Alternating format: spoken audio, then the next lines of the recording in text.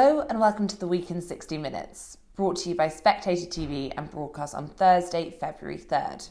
I'm Katy Balls, the Spectator's Deputy Political Editor.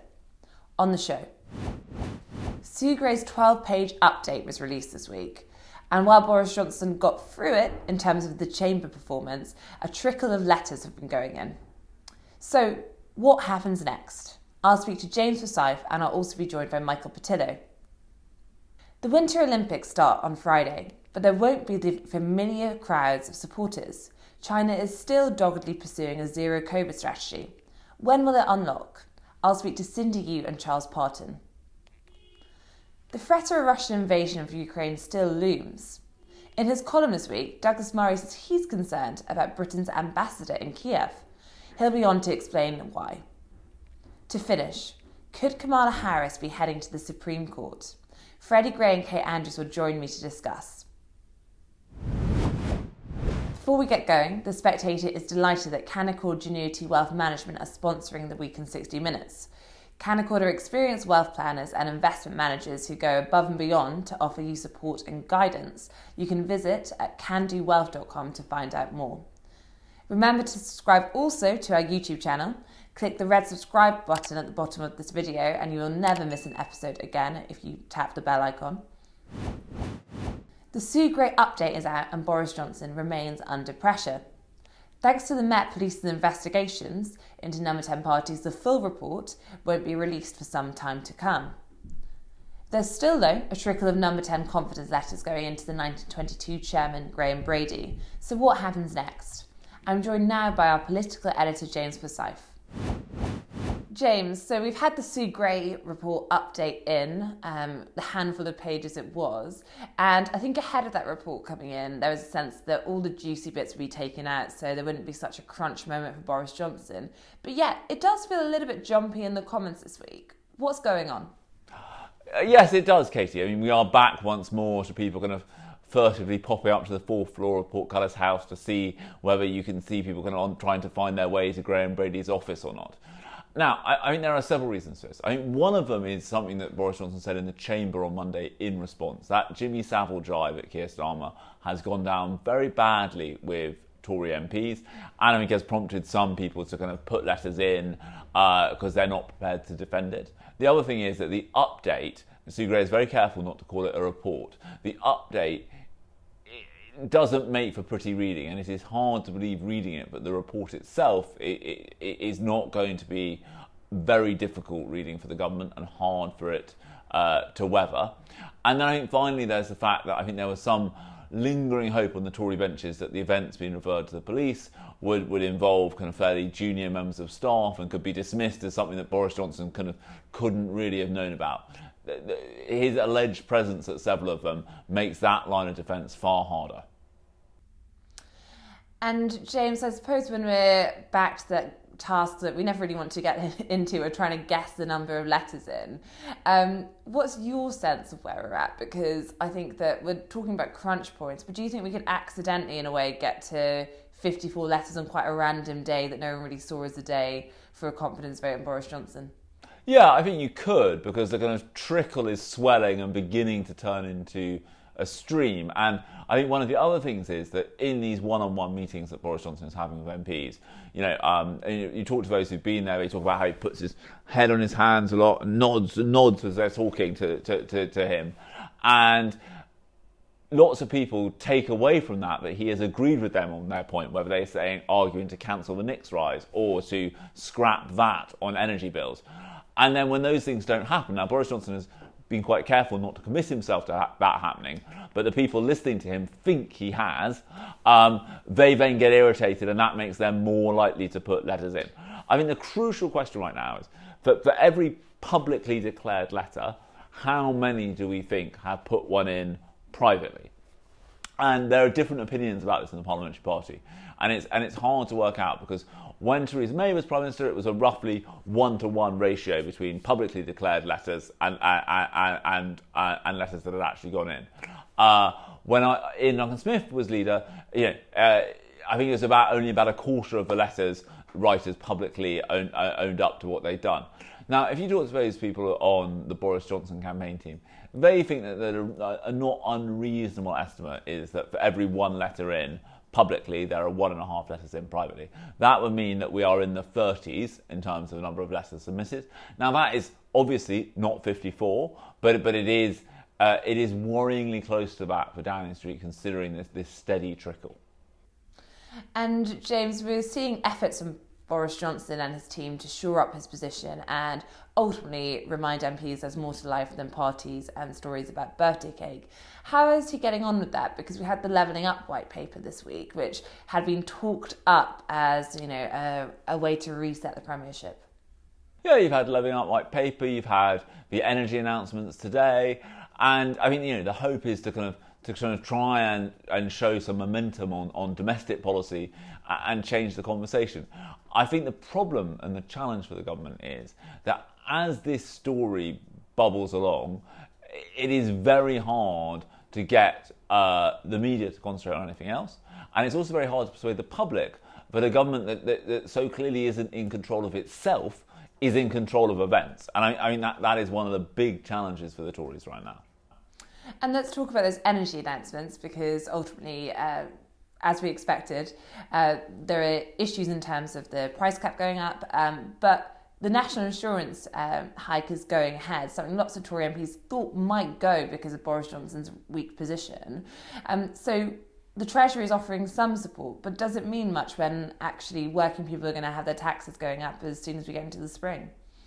So I think it's worth saying that this is not nothing. This is, in terms of what it will mean for individual households, it's more generous than if you'd scrapped VAT on domestic fuel bills. And I think you see two interesting things here. One is this kind of smoothing mechanism that they have come out with is essentially the state acting as a kind of insurer of last resort. That they are basically trying to kind of retrofit an insurance policy for rising energy prices. And then the second thing I think is striking is how far up the income scale the means test goes. The means tested help goes, the council tax rebate. That goes to 4 in 5 households. Band D, which is the top council tax band, which is eligible to it. The average household income in that is £50,000, which is a considerable amount of money. And so I think you see an attempt to kind of widen where the help is going. This is not like the kind of Warms Homes discount, which is aimed largely at people on kind of £16,000 a year or less. This is going far further up the income scale. And finally, James, what happens if energy prices don't go down eventually? That is the big risk with this. The assumption behind the government is making here is that this rise in energy prices is essentially a product of the pandemic and the fact that investment in projects was delayed. There was then a big spike in demand when the world economy was essentially turned back on again, having been turned off, and so prices will come down as more investment goes in. If that doesn't happen, then this policy isn't going to work, and that is the big risk involved in it. Thank you, James. So that's the latest at the time of recording. To talk more about what happened in Westminster this week, I'm joined now by Michael Portillo, the former Conservative MP and broadcaster who himself ran for the Tory leadership in 2001. Michael, thank you for joining us this week on Spectator TV. As we speak to one another, we're hearing the drip of no confidence letters slowly trickling in, a handful this week. Is the situation terminal for Boris Johnson? No, I don't think it is. I think his position has probably improved quite a lot over the last few weeks. A combination of circumstances. The opposition to him in the Conservative Party is disorganised and divided. I think some of them have been quite spooked by some of the tactics of the whips and some of the things that have been written about them. I think he was very much helped by the defection of a Tory to the Labour benches. I think he was helped by what David Davis said a couple of weeks ago in the House of Commons, because David Davis managed to get the tone of it wrong. But I suppose most of all, he's been helped by the fact that the Sue Gray report is coming out in drips. And so it's very difficult for a Tory MP who wants to make a decision about whether to get rid of Boris Johnson or not to know quite when that moment is. because there's a sense that we ought to wait until the whole process is completed. Well, that may now be weeks, or I think more probably months. And there's always the feeling that not all the information is there yet. And in the interval, the alternatives have been on display. Rishi Sunak, Liz Truss, I dare say, a few others. And I've not been overly impressed by them in the last few weeks. I dare say Tory MPs haven't been either. So remember, they're not just deciding whether they want to get rid of Boris Johnson. They're having to think about who might be a better replacement after the long and bruising business of choosing a new leader. Because if Boris goes, there'll be a lengthy leadership election because the Conservative Party procedures are really not designed for a Conservative Party in office, although they've now been used repeatedly when the Conservative Party is in office, but they're inappropriate for it. So one way or another, I'm not saying that Boris will survive, but I think his chances of survival are pretty good, and I think they're a good deal better than they were.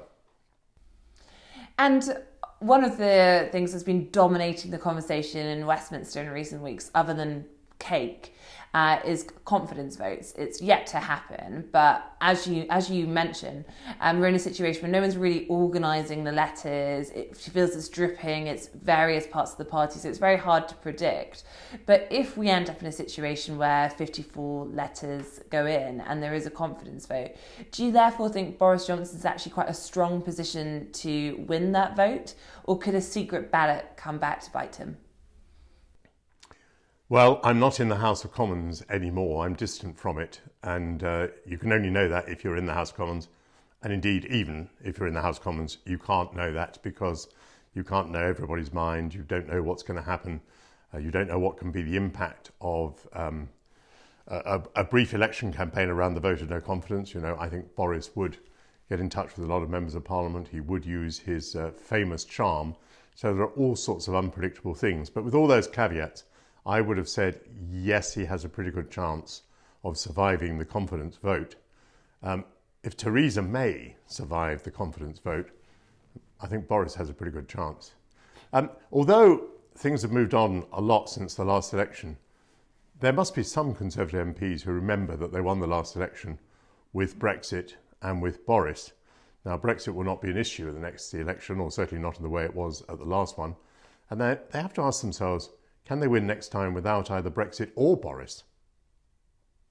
Now, you encouraged Margaret Thatcher not to resign, and I wondered if you were speaking to Boris Johnson now, perhaps it's what you were just saying there about what MPs could be thinking or maybe should consider. What do you think Boris Johnson should be saying to his MPs to make them focus their minds? Well, the most important thing is to say something to them, and I mean on a one-to-one basis. The reason I urged Margaret Thatcher not to resign after all the members of her cabinet had urged her to quit was that in the brief leadership election campaign, she had not canvassed a single member of Parliament. She hadn't asked a single one of them to vote for her. The campaign was handled by others, or rather mishandled by others. And so my point to her was she was still in the race at that stage, and I thought that if she canvassed hard, she could still hold on. Now, I don't think Boris needs this bit of advice because he's rather good at canvassing people.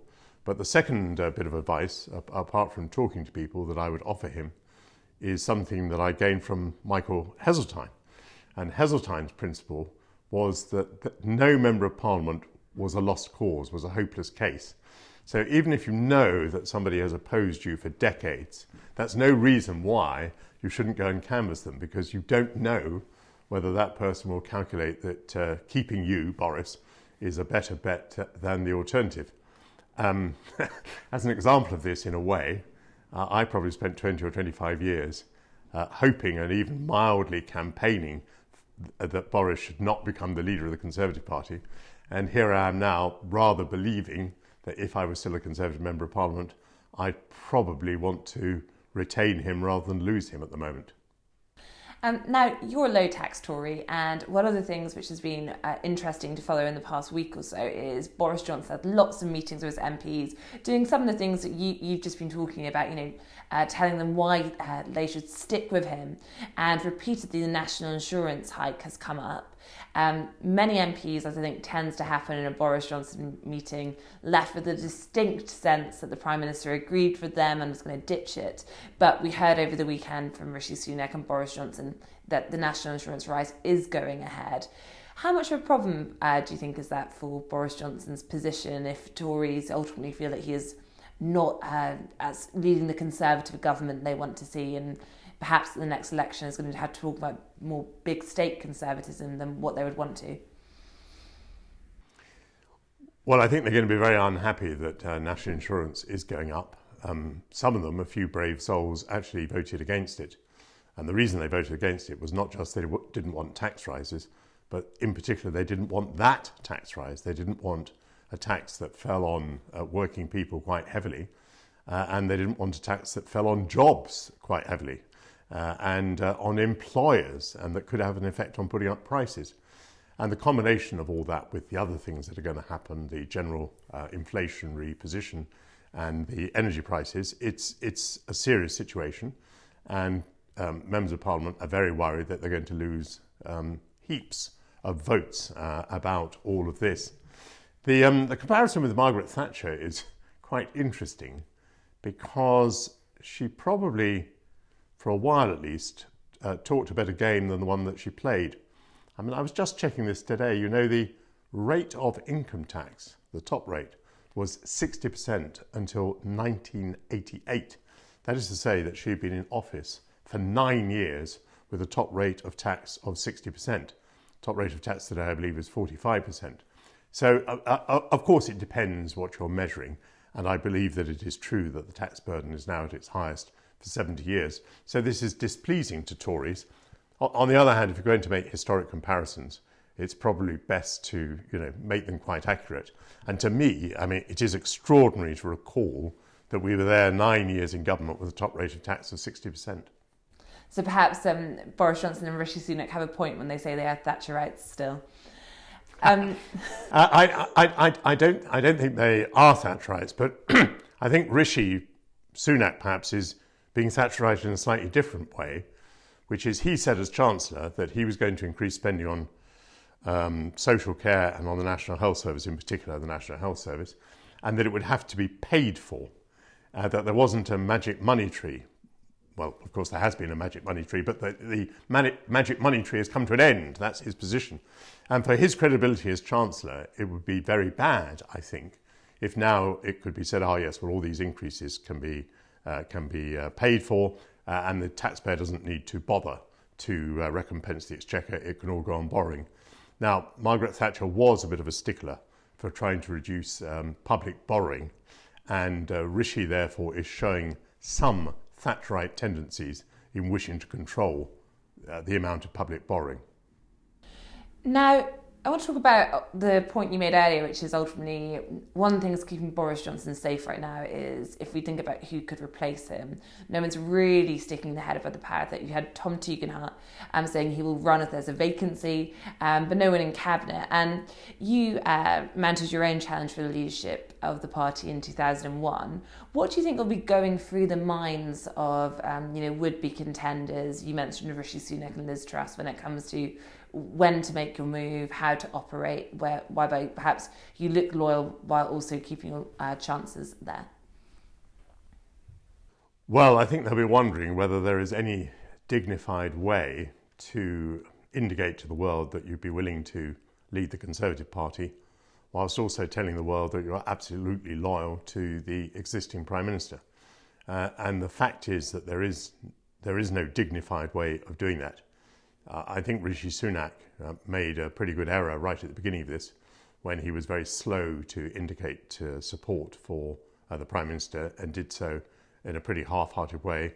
On that first day, Liz Truss was pretty slow, but she's since become apparently a very fulsome supporter of Boris Johnson as leader of the Conservative Party.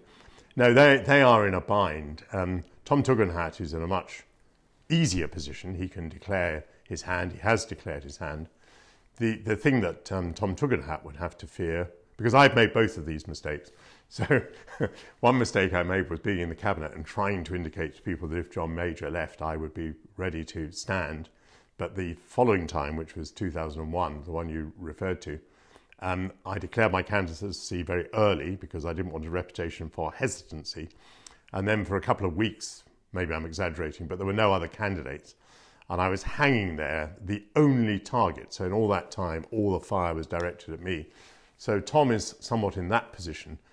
Being a declared prospective candidate, he does offer himself as a target for criticism and for, indeed, character assassination, because things get pretty nasty in the Tory party. And on that, I mean, the Tory party does have a reputation for being regicidal, but some have been querying that recently and asking whether the Tory party has lost its appetite. What do you think?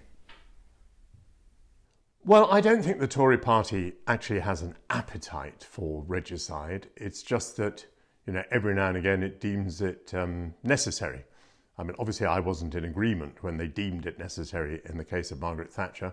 When they deemed it necessary in the case of Theresa May, I thought it was massively overdue.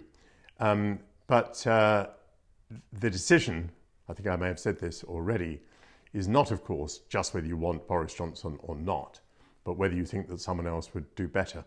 I think it's a very tricky decision because things look pretty bad at the moment. It's difficult to imagine, with the anger that people feel about Partygate, that they'll have forgotten it in 3 years' time. But 3 years' time is a very, very long time.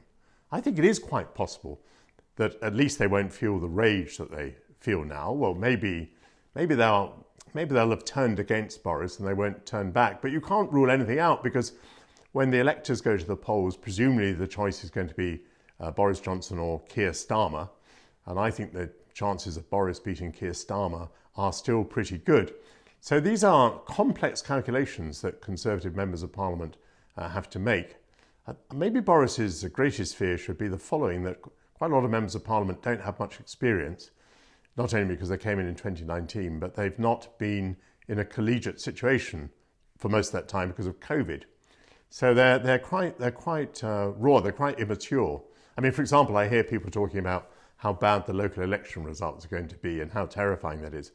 But it isn't, because the local election results are normally terrible for the government, and very often governments have done extremely well afterwards.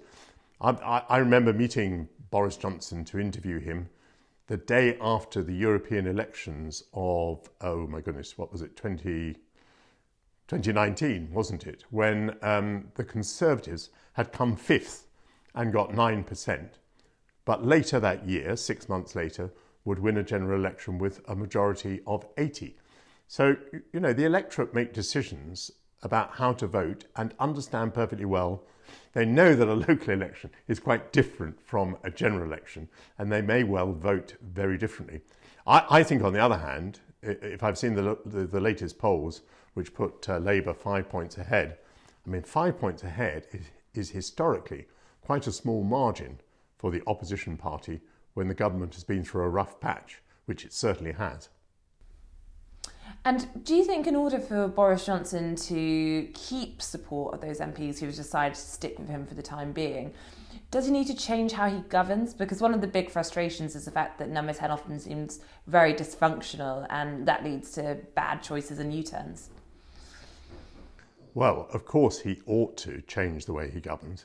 I think the shambles at Downing Street is absolutely disgraceful and unrecognisable from anything I've ever seen in the past. So, of course, he ought to govern better, and he ought to reorganise.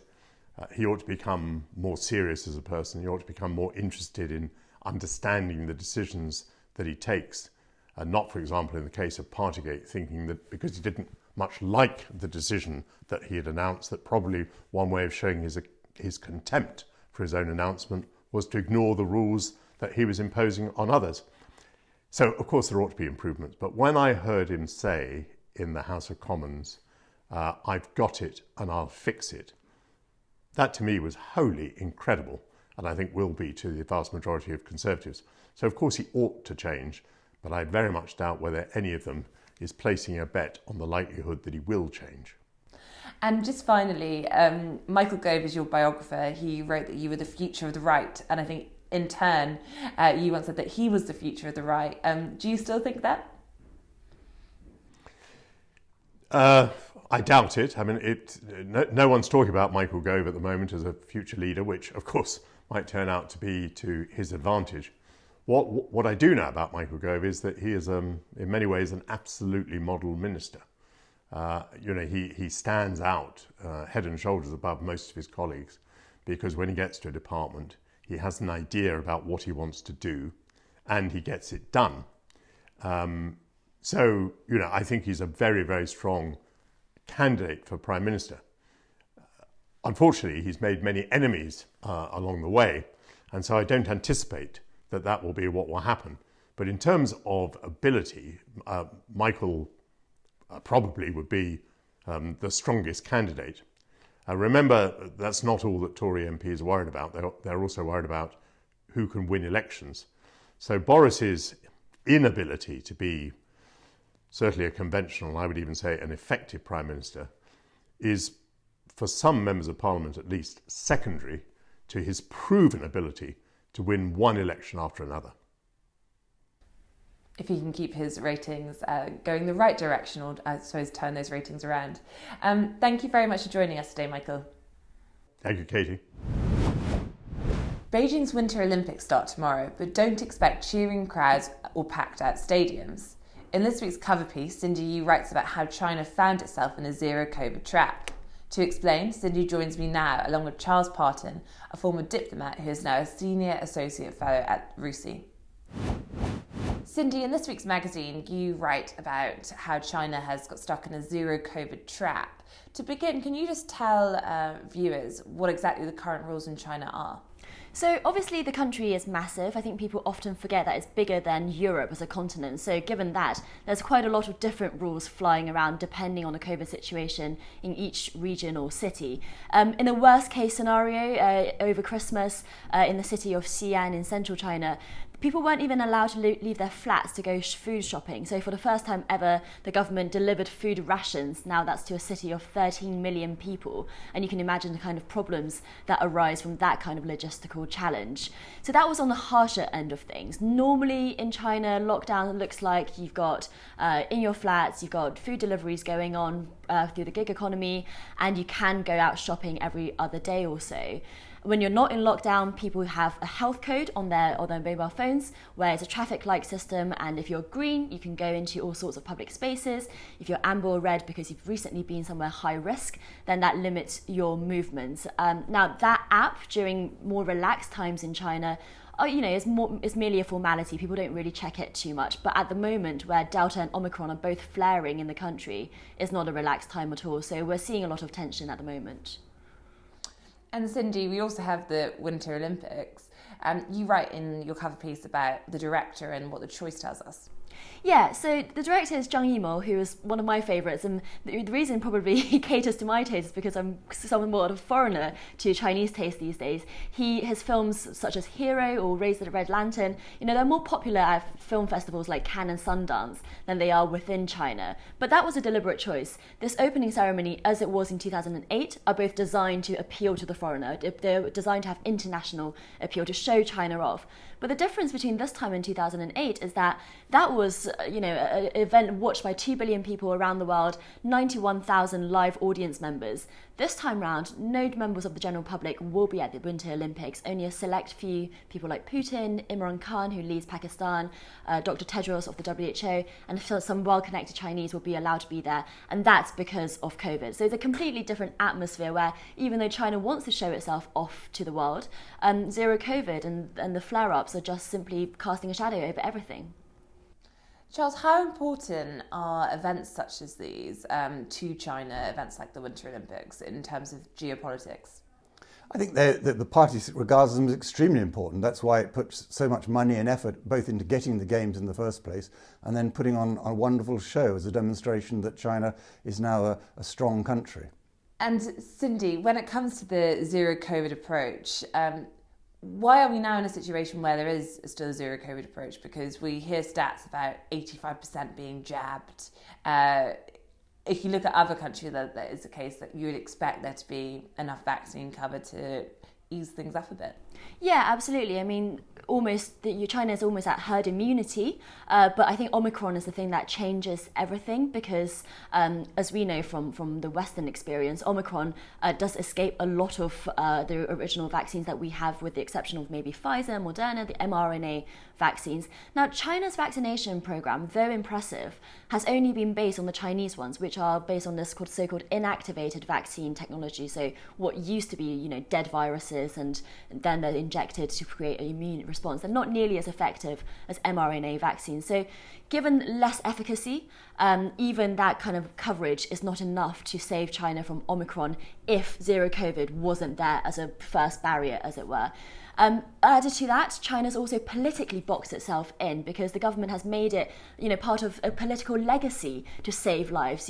I've got quotes in my piece where President Xi is saying that because we are a socialist country, we value human life in a way that Western capitalist, individualistic countries don't.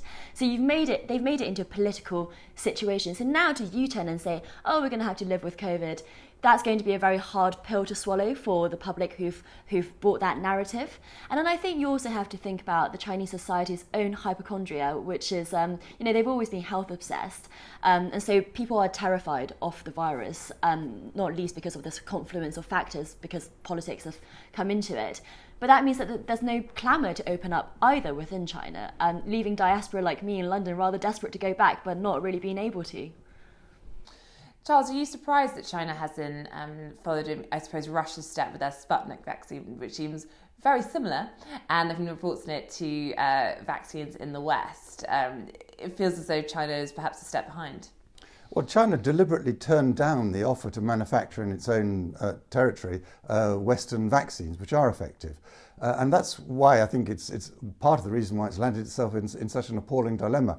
I mean, if you go back and look at the very start of the crisis, the Communist Party was very much on the back foot, and the people were very, very unhappy. But they recovered pretty quickly. I mean, they recovered at the expense, of course, of the overseas position, because the sort of propaganda that they were putting out, which was aimed, incidentally, as indeed is a large part of the Olympics, at the domestic audience. It recovered the domestic audience because the message was, aren't we doing well? Look at us. Other countries are a complete mess. We're helping the world get out of this. So the party has done very well, and the number of people who have suffered has been remarkably small. And even if the numbers are not true, multiplied by 10, it's still highly impressive. But as Cindy says, Omicron's different eventually, and this is the other main point, the economic costs are just going to come too great. I mean, the costs of closing down these cities, the opportunities costs because companies can't work, leading to unemployment. All this, I think, when eventually China has to open up, because it cannot continue in this closed way forever, then they're going to get casualties, then they're going to get hospitalizations. And of course, health reform is one of the reforms that's really lagging. And there's a grave risk that unless their vaccines are far more effective than ours, and are put in just about every single arm, because as Cindy rightly said at the start, it's a big country.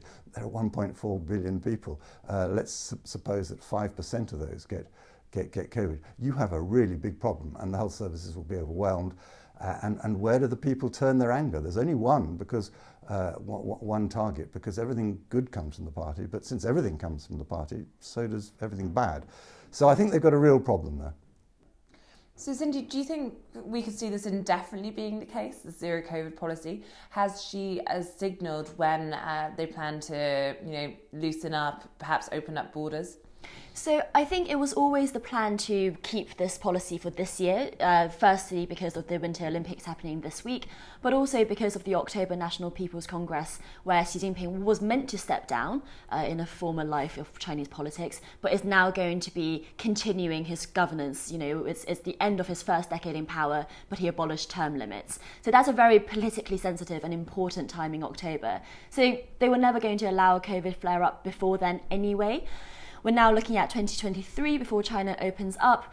But even then, given what we've talked about, it's not certain. It does seem like China's holding out for its own homemade mRNA vaccines or homemade antiviral drug. But, even if those things are highly effective as Pfizer, even if they come next year, there will still be some number of casualties, some number of infections, some number of deaths.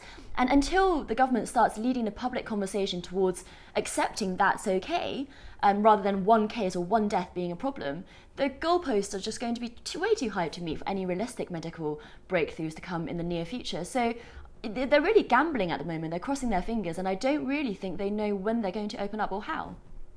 Charlie, it's interesting you're talking about the economy, because in Cindy's piece, she says that in the past year, China's economy grew by 8%, which is obviously striking if you compare it to how other countries have fared during the pandemic.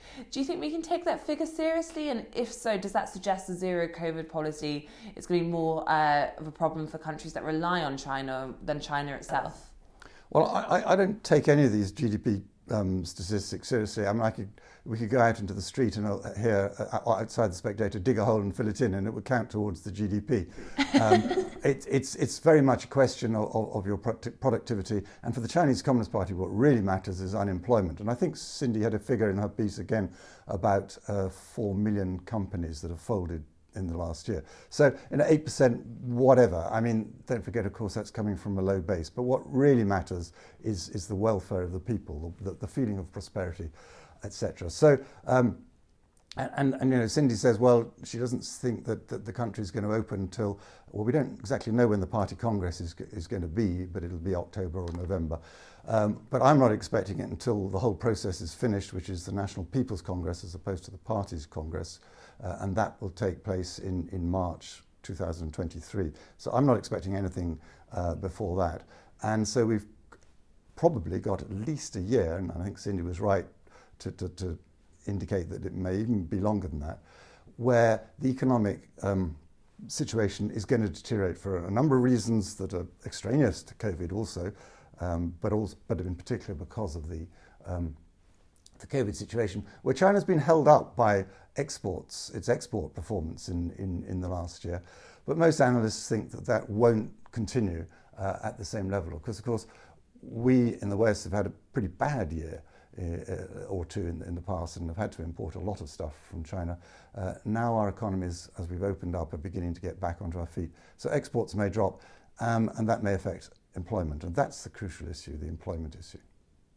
And Charlie, I just want to talk about the piece you write for the magazine this week, where you challenge this notion that the Chinese government isn't interested in the old intelligent methods. Can you tell us why? I mean, this was something put out in the Times newspaper leader, and I don't know who writes those leaders and what sort of experience they have, but it's a most extraordinary statement.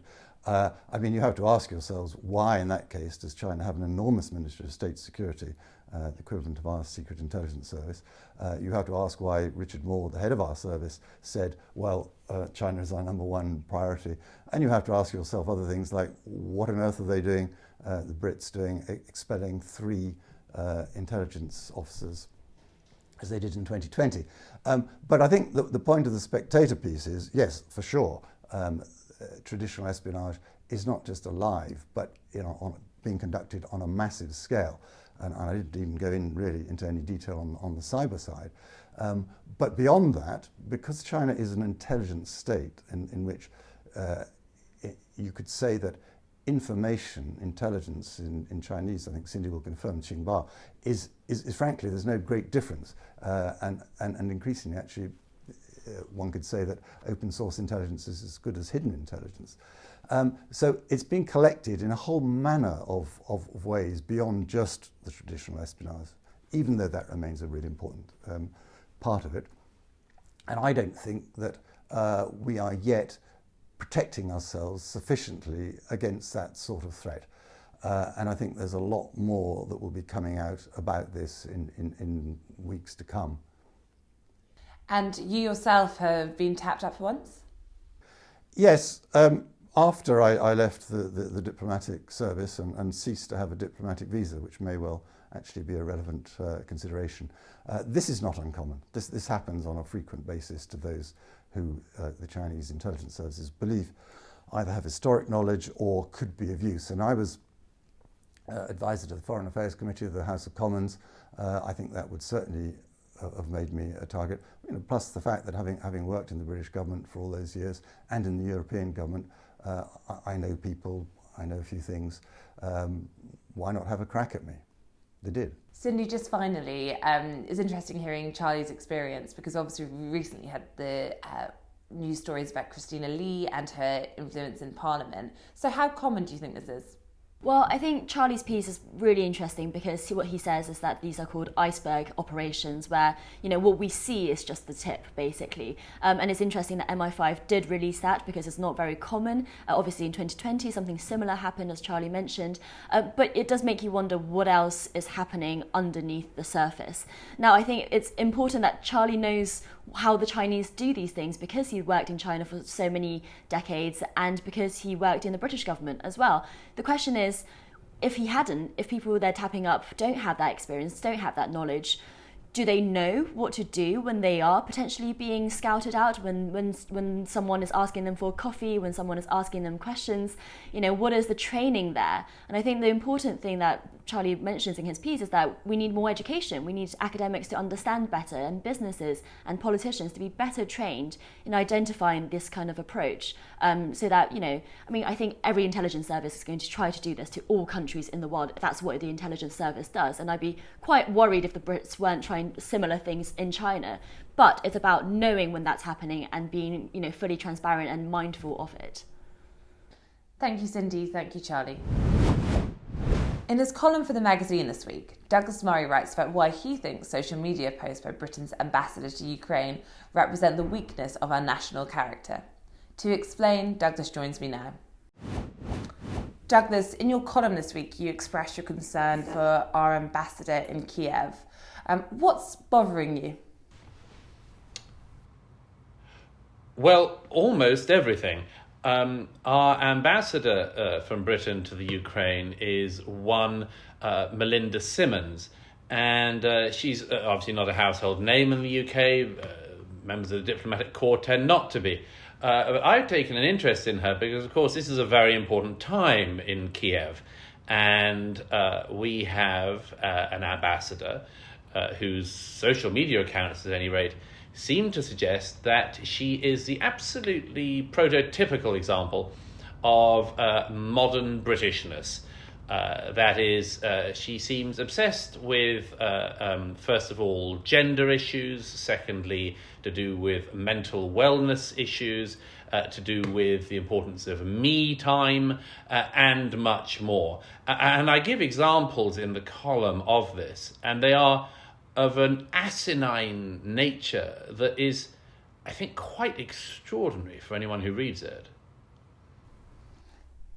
Can you talk us through some of those examples, Douglas? You talk about her use of LinkedIn and also discussing outfits that she's been wearing. Yes, that's right. Her Instagram account, a little while ago, she posted a photograph of herself with a chaplain on one side and a member of the armed forces on the other. And she said all three of the people in this photograph are in their work dress. The army chaplain's in his, the military guard is in his, and I'm also in my work dress. Now, Miss Simmons's work dress is a rather charming dark blue top with a pleasant light blue jacket, and I wouldn't draw any attention to that if she hadn't have done herself. Why does she mention this? Because she says, I am the only one of these three people in my uniform that does not have pockets. And she seems to think this is some kind of gender point. I don't know. I mean, you know better about this than me, Katy, but I think it's possible for women to buy clothes with pockets. And there's also, of course, that other accessory that women have often used, some very famous women, the handbag. She says it's not possible. Miss Simmons, our ambassador in the Ukraine, says that's not possible because you have to rummage in a handbag. She does have an every woman solution to that, which is that it turns out she has a sort of valet who stands behind her, holding her essential items. That's a sort of normal twittering post by her. Others are not quite so elevated, I think we can say. She recently posted about the difficulties that can come from the question of whether or not you should drink a hot drink during interviews. Now, I don't know, I'm coping with one at the moment. Miss Simmons says, however, that this is a big problem. She says the pitfalls of drinking a hot drink during an interview are huge. She says, take a sip when it's too hot and it's not a good look for anyone. Spilling it on your outfit, I don't know. I just managed. Dribbling accidentally, again, I don't think I did, but she says these are all very difficult things in answering a question. She says, but on balance, she's decided to drink tea or coffee during an interview because she says it can show power, it can show she's not fazed, particularly, she says, in the face of difficult questions, which she says often have a distinctly gendered tinge. Now, who could have expected that the character we now know Miss Simmons to be would see a gendered tinge in anything? Now, of course, again, this is all a kind of tittle-tattle until you come to events of recent days. And there we can find our ambassador in Ukraine talking about the very, very troubling events going on the borders of Ukraine, the potentially imminent invasion of that country by the armed forces of Vladimir Putin. She says she said recently, it is intense these days in Kyiv. Intense. It's a sort of lovely teenageism, that. She says, and it may well be for some time to come. Of course, the amassing of 130,000 troops on the borders of the country you're in can do that to somebody, can't they? But she says that nobody can keep going indefinitely on adrenaline and nerves.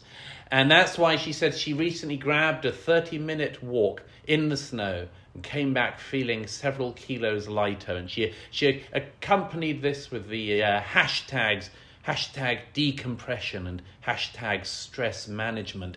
The long and the short of it is that our ambassador's social media accounts all seem to suggest that she is struggling with the job that she has, and that she says that, she's got finite resources of resilience, and she's very close to burnout, and it's why she needs to do things like go and put her feet on the ground, take a walk in the woods. I think this is totally unsuitable for a person in such a serious position. And just finally, Douglas, we're talking about how the character of the nation is perceived, but when we're talking about how the UK is seen by the Russians, by the Ukrainians, I wonder what you made of the general government approach here, because if you look at UK media, foreign media, France and Germany really being written up almost as the bad guys, the ones not showing enough solidarity to Ukraine, and the UK in some accounts coming out quite well for that. Do you see that? Well, it's obviously the case. There's a divide within NATO, there's a divide within the Western Alliance. Germany is a totally unreliable ally in relation to Russia, because Germany, we often talk about elite capture of the Chinese in the Chinese Communist Party has managed an elite capture in the West, in countries including Britain and America. But elite capture is something that the Russians have managed to do in Germany to a quite extraordinary degree. Germany is a totally unreliable ally when it comes to Russia, and we probably have to accept that whilst lamenting it and hopefully in some way punishing Germany for that, correcting them for it, embarrassing them for it. So yes, there are divides. I'm not for a war, of course, with Russia. I simply think that if you're going to prop up an ally like Ukraine, even in the relatively minimalist way that we have, you should make sure that you look like you're not bluffing. Now, it's possible that in the days and weeks ahead, our own country and other allies who've supported the Ukrainians in recent weeks with lethal and non-lethal weaponry will have to make a decision. They will have to decide whether the bluff can work and whether we can deter Vladimir Putin, or whether effectively he rolls in and we have to scarper pretty sharpish saying, I'm sorry, it was a bluff all along. But that's why you need to look like, that's why these presentation matters it matters because you need to look like a serious power in order to counter a serious power. And this is why I lament this sort of fracturing of our country and our reputation and much more by having these sort of incredibly low-grade, gender-obsessed, me-obsessed representatives in such a serious place as Kyiv is at the moment. As for the wider picture, I mean, it is really lamentable. There was a press conference, I think, yesterday in Kyiv and in front of the Ukrainian Prime Minister, and the first question that came up from a member of the British press corps was a question about the precise timing and nature of the cake that Boris Johnson may or may not have been given during his birthday celebrations at some point during one of the lockdowns. I don't know. I mean, along with the sort of self-obsessed me-time Britain, we've also got to get used to the fact that we have an incredibly frivolous debate across much of British media these days.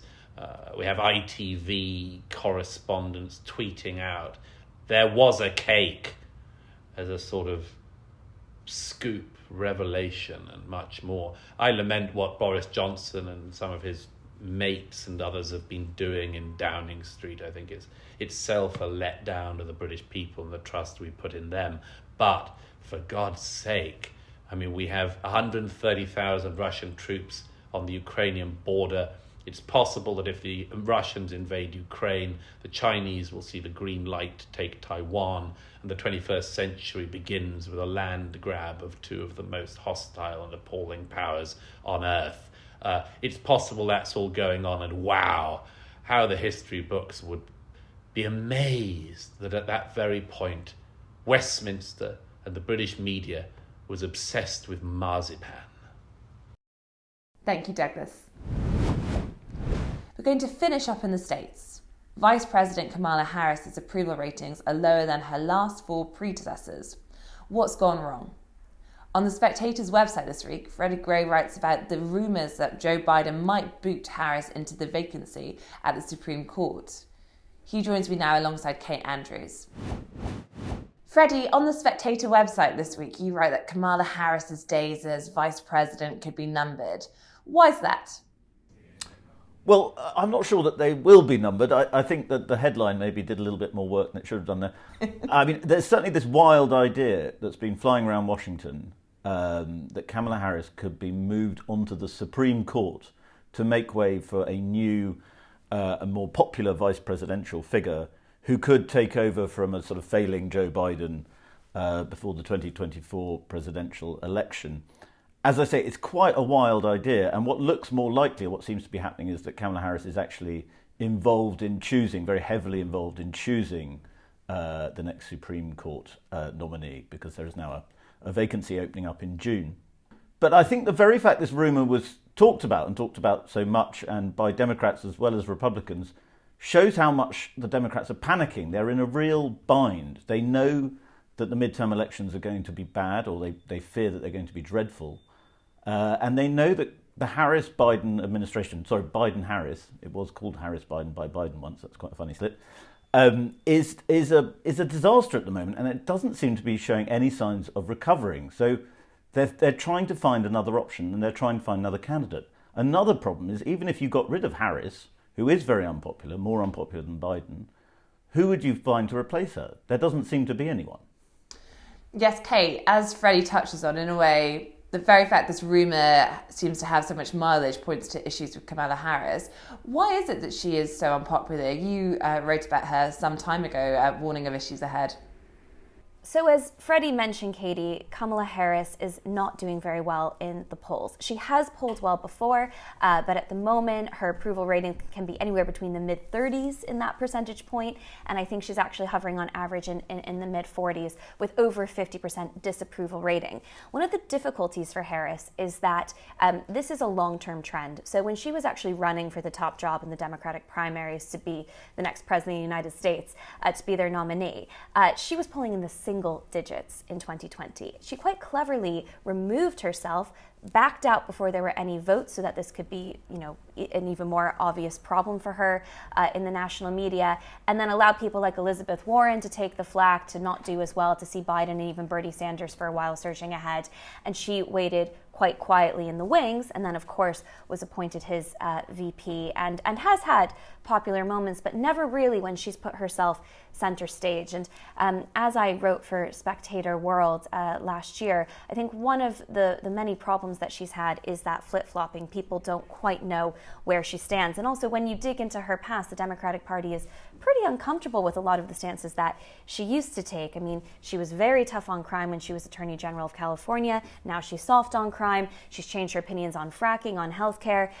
As I wrote in the piece at the time, I think she was very tough on crime, happy to praise herself for sending lots of low-level drug users to prison, but was very sympathetic while doing so. It doesn't quite gel, especially for where the Democratic Party is now. She has a lot of political skeletons in her closet, and I think that impacts on her approval rating too. So understandably, the Democratic Party is getting a little bit nervous if Biden doesn't end up running for his second term, and that's still a big question mark. He is getting on. We don't know if it's something he's going to want to do.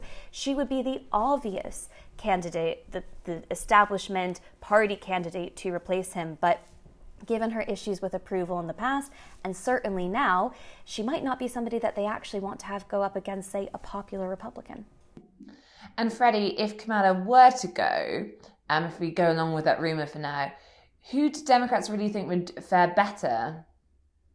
Well, the fantasy candidate is Michelle Obama.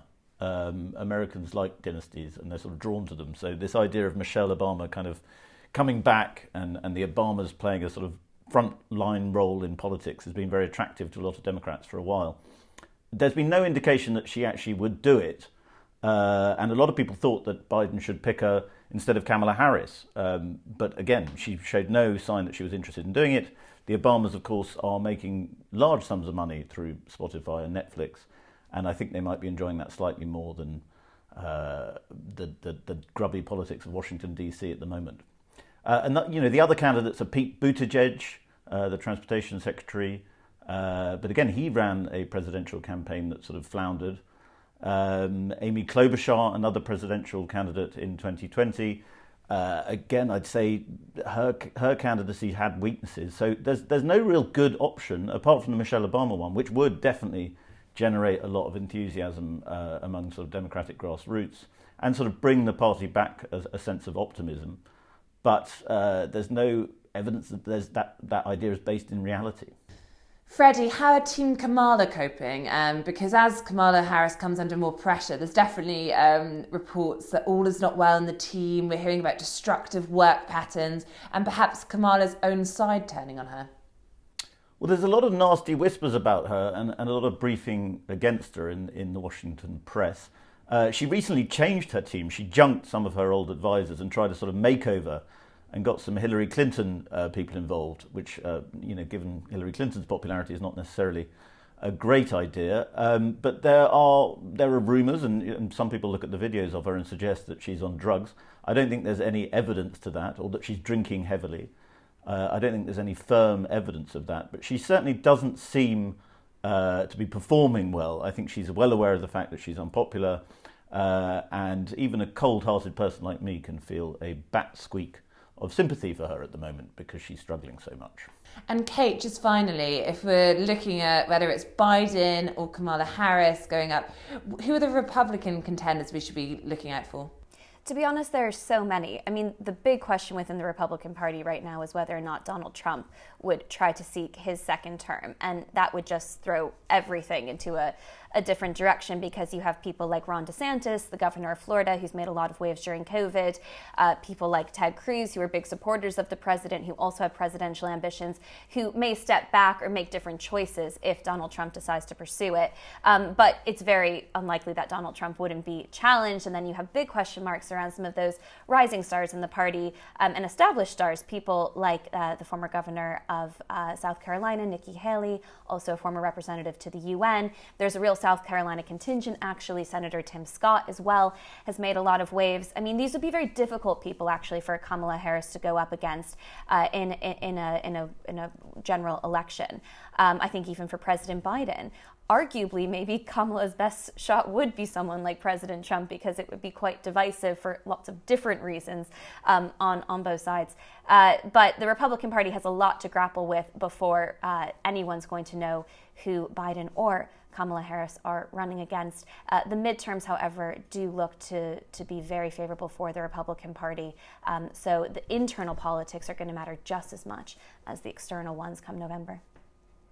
Thank you, Kate. Thank you, Freddie. That's it for this week. Once again, a special thank you to Canaccord Genuity Wealth Management for sponsoring the Week in 60 Minutes. Canaccord will provide the expertise you need to build your wealth of confidence. You can visit candowealth.com to find out more. And if you enjoyed this episode, don't forget to subscribe to the Spectator's YouTube channel. Just click the subscribe button at the bottom of this video and tap the bell icon so you never miss an episode. Thanks for watching, and do join us again next week.